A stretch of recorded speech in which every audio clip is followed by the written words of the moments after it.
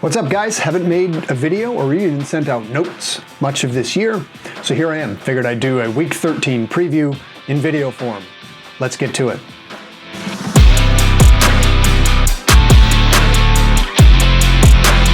Yeah, I know. You probably noticed the thing on my face. It's Movember.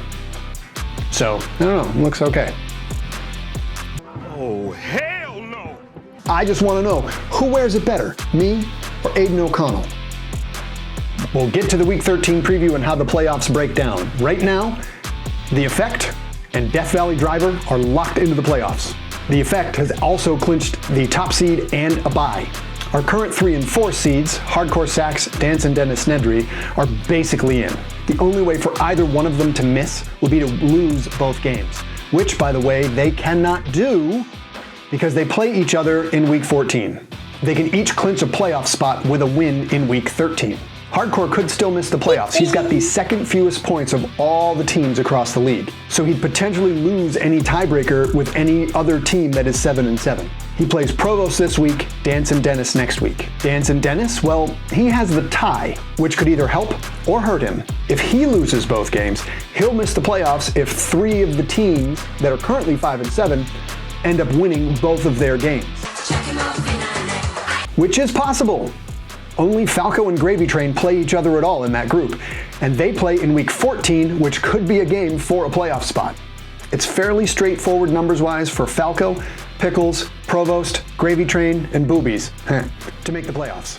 Win 2 games. But check out how close these points are among all the 5 and 7 teams. Falco and Pickles are separated by 3 points. If Dance and Dennis wins 1 game and 3 of the 5 and 7 teams finish with 7 wins, low point scorer is out. I'm looking at you, Kroby. Game of the week in Week 13 is definitely Pickles versus Boobies. It's possible we'll have a 6 and 8 team in the playoffs, but if I'm Boobies, I don't want to try to get in on points. Plus, he's got Alexander Madison, Jordan Addison, and Devontae Adams all on bye this week. Pickles is missing his murder of Ravens. Murder? Is that what you call it? But looking at his roster, he appears to have planned ahead. Fun fact, the collective noun for a group of ravens is called an unkindness. Now we know. And knowing is half the battle.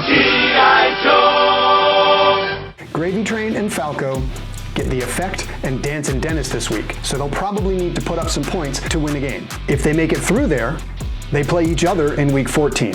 If every game going forward is decided by the average number of points scored, then Team Provost will make the playoffs. He'd be the 5 seed, and either Falco or Pickles would be the 6 seed. The 6 seed would come down to a points tiebreaker, and as I mentioned, they're only 3 points apart. Provost plays Hardcore Sax this week with Josh Jacobs on bye. Hardcore's only bye is Keaton Mitchell. Big whoop. Anybody notice I didn't mention Iron Ryan? Yeah, that's because he's the only one eliminated from the playoffs at this point. He did run into some bad luck this season. He lost twice by half a point. This most recent week, he lost by half a point while also getting -1 from his kicker. So that's what's coming up in Week 13. I'll be back next week with a breakdown for what could happen for Week 14, because man, that could be crazy.